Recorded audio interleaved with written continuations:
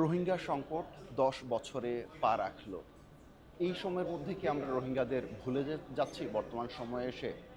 এ নিয়ে আজকে একটি আলোচনা অনুষ্ঠান হচ্ছে, যেটি অক্সফ্যাম ইন বাংলাদেশ এবং ডিক্যাব অর্থাৎ ডিপ্লোম্যাটিক করেসপন্ডেন্টস অ্যাসোসিয়েশন বাংলাদেশ, তাদের সঙ্গে যৌথভাবে এই আয়োজনটি হচ্ছে ঢাকার একটি হোটেলে।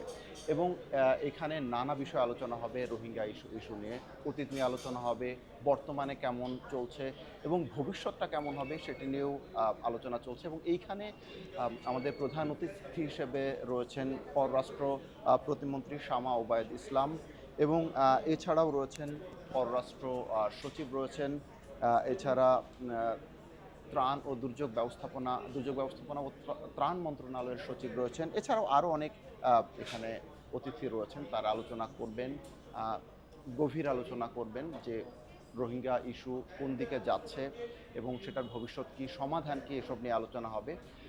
আপনারা আমাদের সঙ্গেই থাকুন, ফেসবুক পেজ এবং ইউটিউব চ্যানেলের সঙ্গে থাকুন, তাহলে আপনারা বিস্তারিত জানতে পারবেন। কিন্তু তার আগে আমরা ছোট্ট করে একটু আলোচনা করতে চাই রোহিঙ্গা ইস্যু কোন দিকে যাচ্ছে তা নিয়ে। এবং এই আলোচনায় আমার সঙ্গে যোগ দিচ্ছেন অক্সফাম ইন বাংলাদেশের কক্সবাজারে যে ফিল্ড অফিস রয়েছে তার প্রধান জুবাইদা আক্তার। স্বাগত আপনাকে। একটু যদি বলতেন যে রোহিঙ্গা ইস্যু নিয়ে তো এখন আলোচনা হচ্ছে ভেতরে, আমরা তো আরও বিস্তারিত জানতে পারবো, কিন্তু এখন একটু ছোট্ট করে বলবেন যে এটা কোন দিকে যাচ্ছে আসলে রোহিঙ্গা ইস্যু, আমরা কি তাদের ভুলে যাচ্ছি? না, তাদেরকে মনে রাখার জন্য আসলে আজকের এই পুরো আয়োজনটা। কারণ রোহিঙ্গা ক্রাইসিস বা সংকট যেটা আমরা বলছি, এটা 9 বছর পেরিয়েছে বাংলাদেশে। 9 বছর পেরিয়ে এখন আমরা 10ম বছরে চলে এসেছি। এই সময় আসলে আমরা চাচ্ছি যে পুরো অ্যাটেনশন গ্লোবাল কমিউনিটি, শুধু না, বাংলাদেশ সরকারেরও অ্যাটেনশনটা খুব জোরালোভাবে এই সংকটের উপরে নিয়ে আসা। কারণ এটা একটা জিও পলিটিক্যাল ক্রাইসিস বাংলাদেশের জন্য। এটার সমাধান বাংলাদেশের একার পক্ষে সম্ভব না।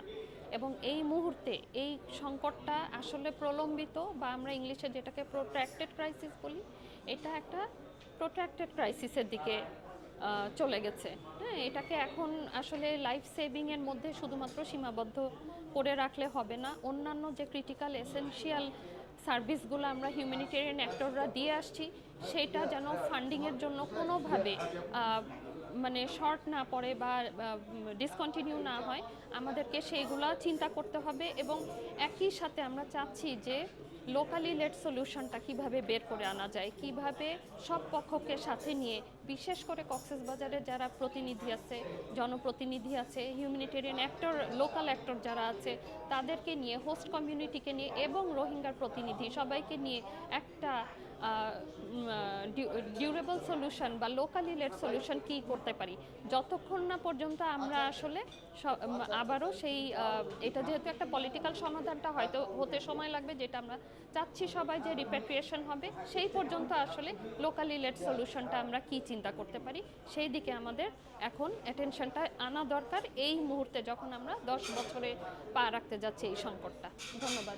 অসংখ্য ধন্যবাদ আপনাকে আলোচনায় অংশ নেওয়ার জন্য। দর্শক, যেমনটি বলছিলাম, রোহিঙ্গা যে সংকট সেটি 10 বছরে পা রাখলো এবং এই নিয়ে আলোচনার একটি আয়োজন করা হয়েছে, আলোচনা অনুষ্ঠান চলছে। এখানে নানাজন নানা ধরনের তাদের মতামত দিবেন। যেটা বলছিলাম যে প্রধান অতিথি হিসেবে শামা ওবায়দ ইসলাম রয়েছেন, যিনি পররাষ্ট্র বিষয়ক প্রতিমন্ত্রী। এর বাহিরেও পররাষ্ট্র সচিব রয়েছেন, ত্রাণ ও দুর্যোগ ব্যবস্থাপনা মন্ত্রণালয়ের সচিব রয়েছেন অধ্যাপক ইমতিয়াজ আহমেদ। আপনারা জানেন যে তিনি রোহিঙ্গা ইস্যু নিয়ে তিনি একজন এক্সপার্ট, অর্থাৎ যাকে তিনি গভীরভাবে এই বিষয়টি তিনি গবেষণা করেছেন। এছাড়াও রয়েছেন ইউরোপীয় ইউনিয়ন, যেটি বাংলাদেশে রয়েছে, সেই অ্যাম্বাসেডর রয়েছেন। চায়নার যে এম্বাসি, তার ডেপুটি চিফ অফ মিশন রয়েছে, IOM-এর চিফ অফ মিশন। তো তারা এখানে আলোচনায় অংশ নিচ্ছেন। এই আলোচনার বিস্তারিত জানতে আপনারা আমাদের ফেসবুক যে পেজ রয়েছে, ইউটিউব চ্যানেল যেটি রয়েছে অক্সফাম ইন বাংলাদেশের, এবং লিঙ্কডইন যে ইয়াটা রয়েছে, সেখানেও আপনারা চোখ রাখুন বিস্তারিত জানতে। আমাদের সঙ্গে থাকার জন্য ধন্যবাদ।